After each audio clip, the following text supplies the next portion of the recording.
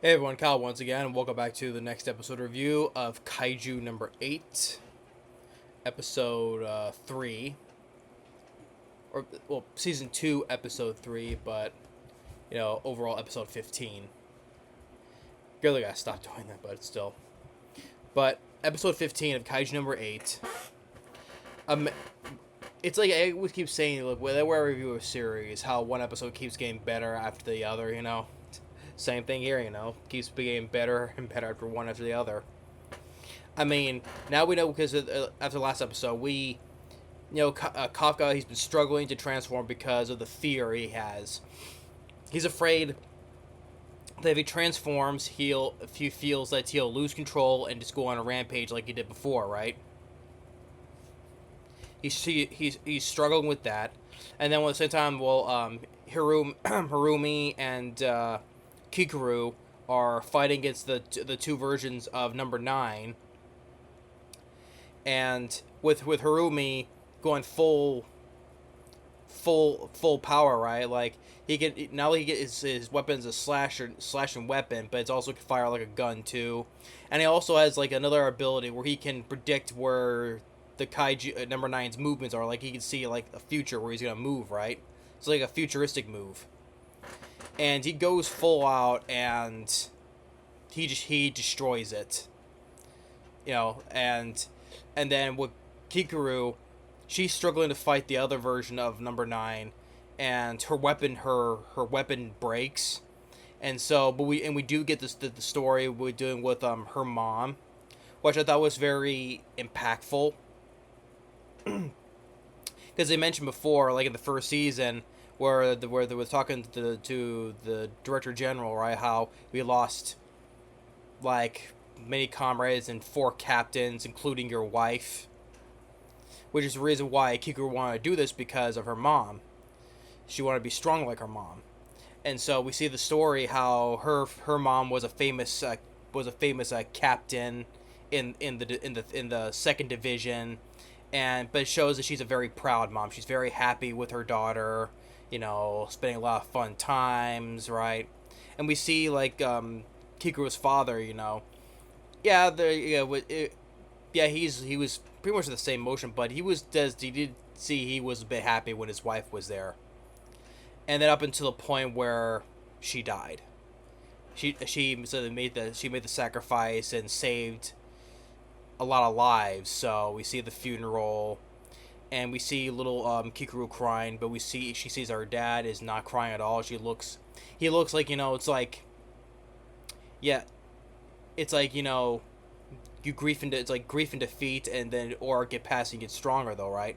I mean, you get what he means. Like yeah, he feels sad because his wife died, but you know what? This is the reason why we need to get stronger, right? Not to, you know, live the past and just move on and to get stronger, right? So that's what Kikoru wanted to do, and that's what she did, and she was the top of everything. What we saw from the first season, she was top of this and that, and so it did inspire Kafka to overcome that slump he's been put in, right?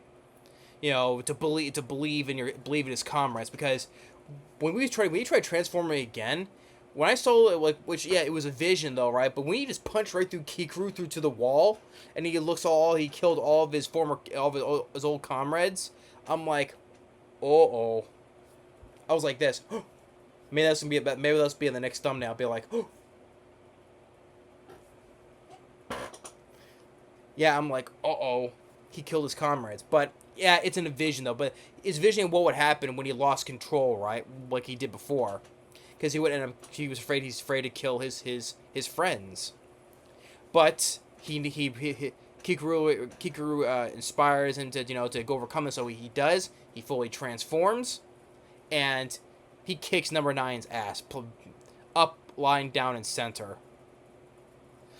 He takes out the core, and then he jumps up through the air, almost kind of like in a skateboarding maneuver. How he moves his legs, or how, like when you skateboard, you go up in the air and you turn right. And so like it was like almost like a skateboarding maneuver. But then he goes and nose dives down like a Superman, right? This and just falls on, boom, just fist body slams that kaiju to pieces. And once again, when he makes an impact like that, it rains blood. So,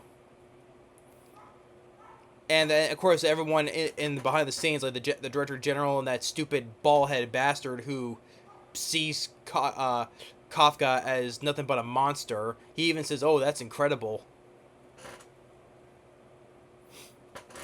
But everyone's impressed by that though. So, of course, they were also cheering when Harumi killed the other one. So,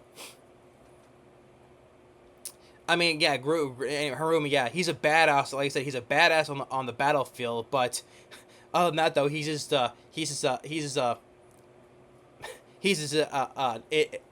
well, I'll say he's an idiot behind the scenes because he has this obsession of buying Amazon packages. A spending spree on buying too much Amazon boxes. But I'll say on the battlefield he's a badass. But outside of that, idiot. But other than that, though, it was a great episode. I loved it. I mean, it's like I said, it was impactful enough because, like I said, you had the whole story with Kikoru, with her mom dealing with her death afterwards, and then the whole thing with Kafka with that vision of his friend's dead, and then just overcoming that and finally getting more control now because he says that I am as like my 5 feels different than it was from before, right? And so, and then he just went through number 9 with ease.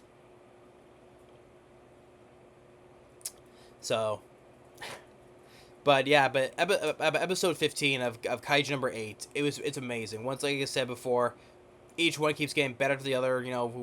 I like the whole use of using these kaiju ants, like remind me from Soul Leveling season 2, and then 2 like Godzilla kaijus and stuff. So, but it's been amazing. Like I said, once again, the artwork, the animation, the music, and the Kim, especially with the character development, like especially Kafka, now with Kikoru with her mom, it's been great, and Kaiju season 2 of Kaiju number 8, it's been a blast so far watching.